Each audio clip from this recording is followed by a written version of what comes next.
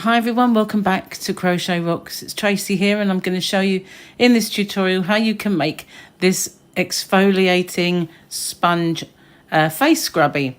I've still got to sew my ending on this one, but it's made with some nice inexpensive Poundland yarn. Now I'm using this one, it's Aran, and it is quite a sturdy yarn. It's not willowy soft. So I achieved this kind of nice tight textured stitch by using a smaller crochet hook than usual for an Aran weight, which is a 4 weight. Now I did it as a scrubby, just a one-dimensional scrubby, and for this one I used a larger crochet hook and just did it in a kind of a rectangle or a square. And you can do that if you want to make one for just cleaning in the kitchen or whatever, but this one I thought I would make into a scourer, and I've had this idea for quite some time, and with that in mind I bought these sponges. Now they're called Pink Miracle Sponge, and they were really cheap. They've got no chemicals, no fumes, and no mess. You got 6 in here because there was 4 and you got 2 free, so they were sort of packed in 3. Now as I got one out, so much for Miracle Sponge, a piece fell off it, but I just put it back and it's in there so tight it will never come out. But you do have to be a bit careful with them, and I got these in a shop in the UK called Pound Stretcher, I think. It was definitely Pound Stretcher, but you can get them anywhere. They're inexpensive. You can use any sponge. It's just that these were the ones I found. I was just looking for little square, little rectangular sponges, and I figured these ones are quite dense, so they'd be good. Keep the stiffness of this for exfoliation, because that's what I wanted to use it for. Okay, so I'm just going to pause the video and move all this stuff out the way, and I'll get started and show you how to do this. So if you haven't already, don't forget to hit the subscribe button and the notification bell. You'll be informed when new videos pop up. I'm going to make this right-handed as well as left-handed, and there'll be a little thing that pops up on the top just to kind of let you know if you wanted to be in the other version. So just going to pause it for a moment and clear the decks. Okay, so I've made one side already, and where is it? Here it is. So I've got one side at the ready, and I'm going to show you how to make the other side, and then we're going to put them together and put the sponge in. So this is what it will look like. I'll put that to one side. I'm going to open my yarn. Now, for this particular tutorial, I was fiddling around with different stitches, and I kind of come across this one, and I thought it would be really good as an exfoliating scrubby because it is quite abrasive. The texture makes it quite good, and I know how much people, especially people across the pond, love a scrubby. But you can use this one in the kitchen, or you can just use it for washing in the bathroom. So it's kind of very versatile, this particular one. Okay, so to start off, you'll want a slip knot, and we're going to chain 16. So we're going to have 15 stitches, so that's 15 plus 1. We're going to have 16. Now, we don't want the chain to be really tight. I know I'm using a 4mm, which really is quite small for a 4-weight Aran. So I'm going to just make sure they're not mega loose, just not tight.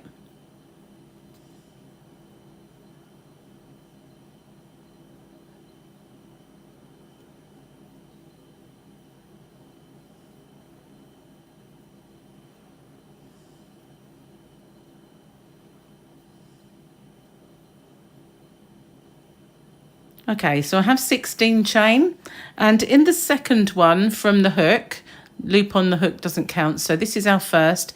In our second, we're just going to insert the hook, and we're going to do a UK double crochet or a single crochet in the US. So we're just going to yarn over and pull up a loop, and we're going to yarn over and pull through both of those. And that we're going to do in every single stitch all the way along every chain. We're going to just do a first row to start us off of UK doubles or US singles. That's one in every single stitch all the way to the end. So I'm going to pause it for a second, and I'll catch up with you when I get to the last stitch. Okay, so I've got one more left. Just going to go in there, finish off. Okay, so I'm going to chain one, but I don't want it to be really tall. I'm not going to cinch it right down because I need to go into that side and pick up some stitches at the end. So I'm just going to turn my work. Now we're going to go in to the front and the back loops. Now what I mean by that, if you're looking at your work and you've got your V in front of you, which is the top of our stitch, this is the front loop and this is the back loop. So that's what we're going to be doing. Now with this particular stitch, it's much better to start going into the front loop, because when you get to the end of the row, it's easier to find your stitch than if you went into the back first. I found that from experience. So we're just going to get our V, see, there it is, and we're going to go into that front loop only. So we've only caught one of them, the other half of the V is still there, and we're going to do a UK double or US single crochet into that front loop.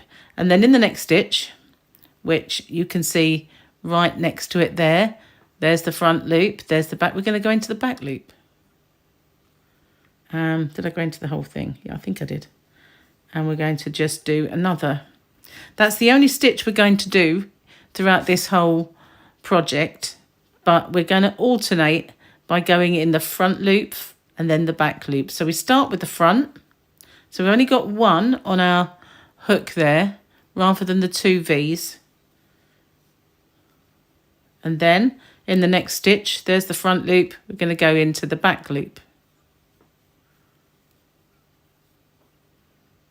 Front loop, back loop. If you ever get confused, if you've got this little bar in front, that was the back loop.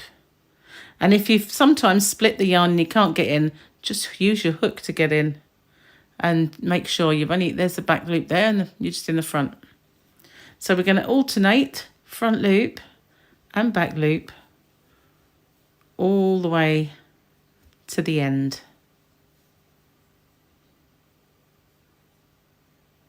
I got my look stuck then. It's only because I'm on camera. Didn't happen when I wasn't. So there's the front loop and then the back loop. So for me, this is the size for my sponge. Now, of course, you might have a different shape or you might have a square sponge, you might have a smaller rectangular sponge or a larger. So what I recommend you do is measure your chain so that it just goes to the side, and then so you want it so that when you finish your work it is not quite halfway, because you want it to be tight. So we're going to make sure that we're just overlapping all the way around. So our chain will be from there to there, and then our work will come from there to there. If that makes any sense, I hope so. It is a bit awkward to explain. So as we started with a front loop, we end with a front loop. And then we do our chain. We keep it nice and small, not cinched. And this is what it looks like. Now 2 rows make up the actual pattern of the stitch. And we're going to always start with our front loop. That way, it doesn't matter. As long as you've got an odd number of stitches, so an even number of chain will give you an odd number of stitches, you always start going in the front loop and you will end in the front loop, and that will be the same for every row. So this is my second of my pattern rows, and I'm just going to repeat it, going front loop, back loop until the end. And we're going to do 10 rows for this particular sponge. I'm not sure if it has the dimensions. I'll just check. Okay, couldn't see the dimensions, so I've got my measure, and this is in inches. It's a 4-inch sponge, or if you're in millimeters, it's 10 and 4-inch. Well, I didn't think that 4 inches was 10, but there you are. Can't go far wrong. So I'll move that out the way and we'll carry on. So as I can see my little bar there, I know that was a back loop, so I'm in the front loop of the next one. And we'll go all the way to the end of this row together, because it's not very far. And that's all you do. Simple as that. Front loop, back loop, front loop, back loop. Now I'm getting really hot, so it's starting to squeak, which is annoying. I don't know if you can hear it, but it's not cool at all. So yeah, here we go. As long as you make sure that you always have 15 stitches, don't accidentally go into that chain at the end. And we're going to chain 1 and turn, and there we go. You can see the pattern is kind of emerging. So once again, I'm going to go front loop, back loop all the way to the end, and I'm going to do a total of 10 of these front loop, back loop rounds. So make sure you put a little line. At the end of that, you will have 5 of these patterns. So 10 rows will give you 5 complete patterns. And we're going to finish on the wrong side row. What do I mean by that? If you look, this row here is our first row. Oh, gone too far. This is our first row, and this is the right way round. And if you turn it, you can see it looks bumpy and strange. So this is the actual front of our work in that respect. So our last row will start this end and we'll go along here. So when we turn it, we've finished on the wrong side. So that's carry on and do a total of 10 of these front loop, back loop rows, starting on a front loop, ending on a front loop, and count your stitches. Make sure you have 15 all the time. If you're ending on a back loop, you know you've gone wrong somewhere. Do 10 rows and I'll come back to you. Okay, so here I am. I've come all the way up. I've got my 5 complete patterns, and I've ended on... Have I ended on the right way? Yes, I have, haven't I? Yeah. So I've gone along here. This is my front side, so I've ended here. So if I'm going to turn, it would look like the wrong side. So I've got my 10 rows and I've ended on this side. So what I need to do now is I've done it already. I'll just chain 1. I'll do that with you so that we get it right. We chain 1, and now we're going to start working our way around this rectangle. So in our corner stitch here, we're just going to go in to this here. We're going to pick up some stitches. We're going to go in there, and we're going to do 2 US singles, UK double crochets, just 2. Normally in a corner we do 3, but we're not going to this time. We're going to do 2. Now what we're going to do is pick up stitches all the way along, and because it's an uneven edge, well, it's not uneven, but you know what I mean, it's a straight edge, but it's not stitches, not like this. You've got to find them and pick them up yourself. So that's why I said don't cinch your chain too tight, and you can easily go in. Just try to make sure you pick up the same amount of stitches on both sides and for both of your rectangles, because you need to make 2 of these. Oh, it's still squeaking. I forgot to wipe it. We just pick them up. Try and go, if you can, into a substantial kind of 2 loops so that it's not kind of, you're not picking it up on a, I don't like that one. Let me just wipe this hook. Bear with me a second. Hopefully that'll be better.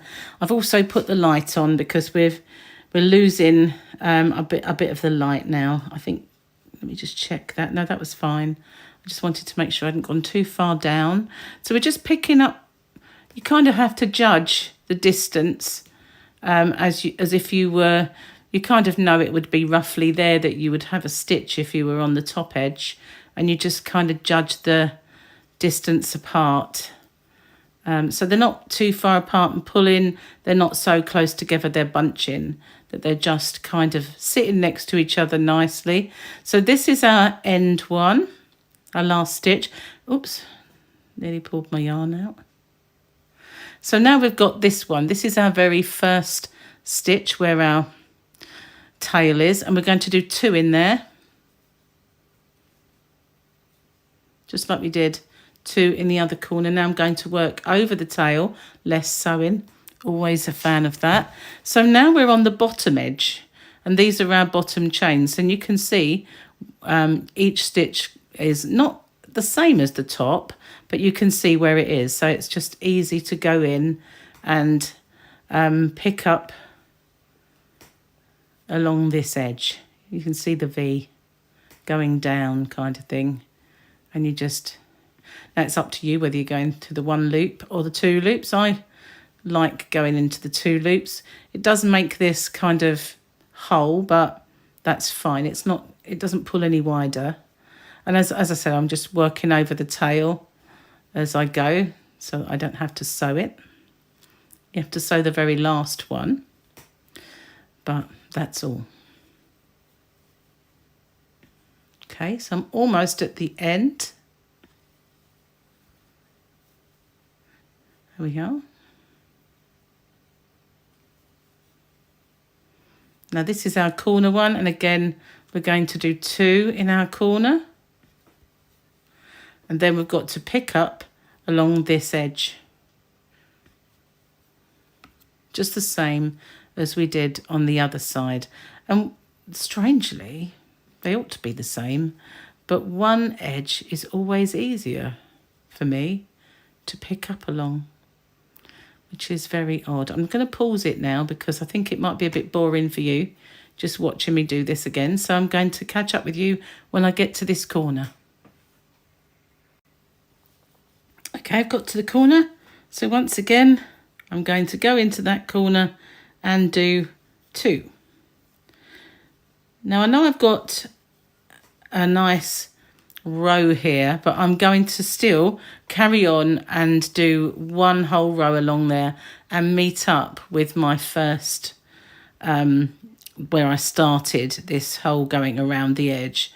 So I'm going to just do 1 in each one of these, all the way along.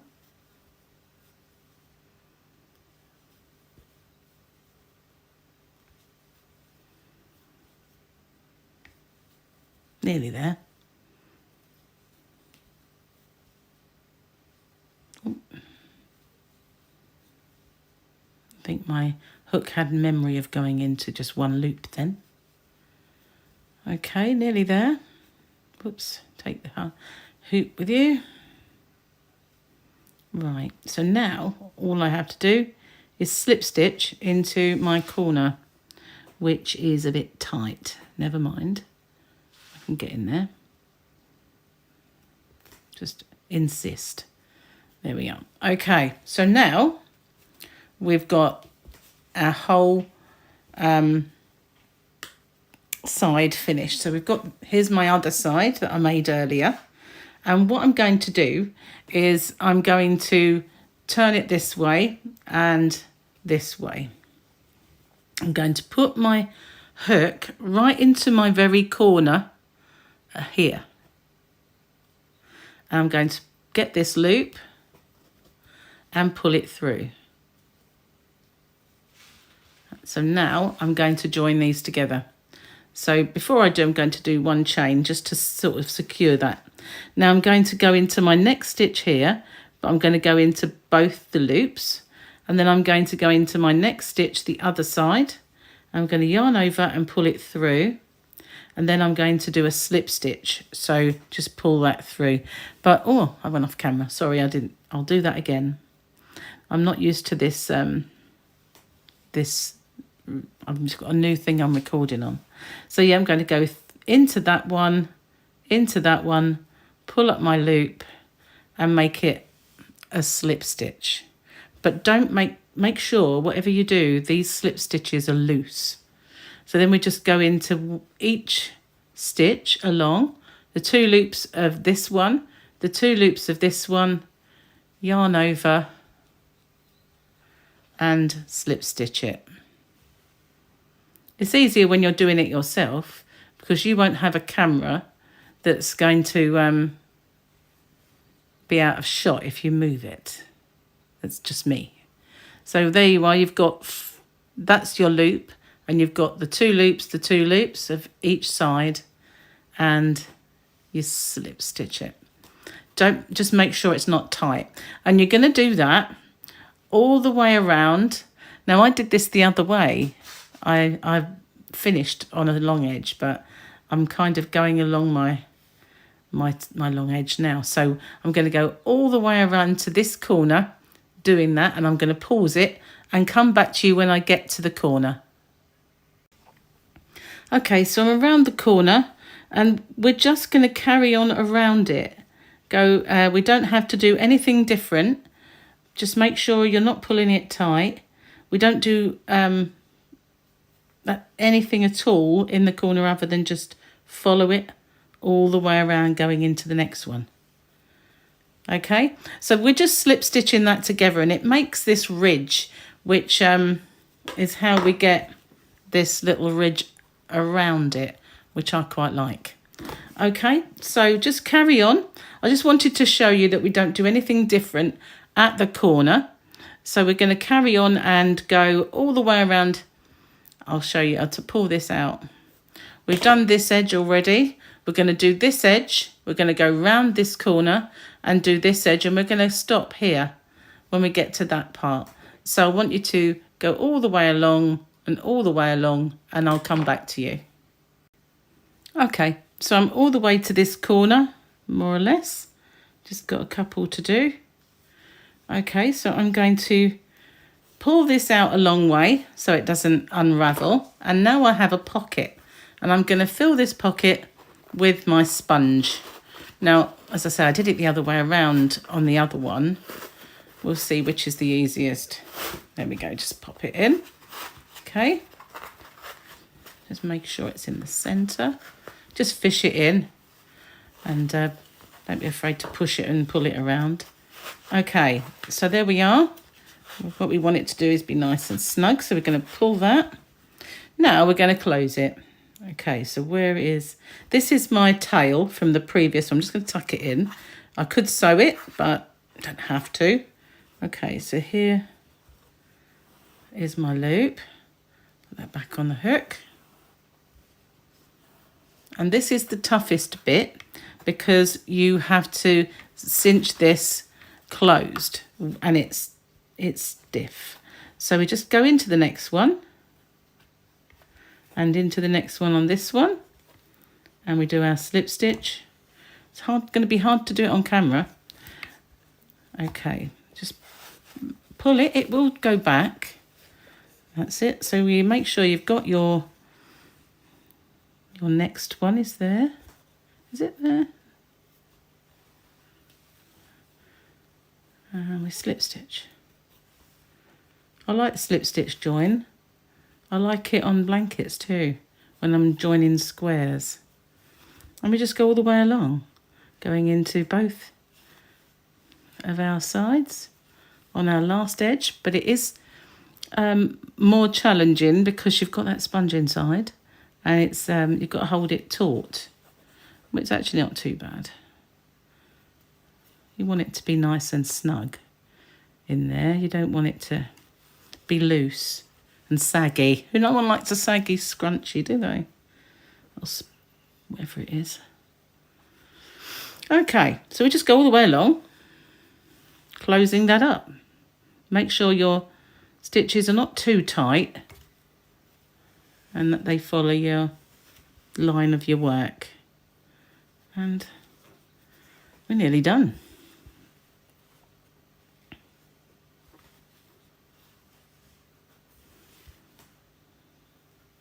It's easier when you can hold it not like this, to be honest with you.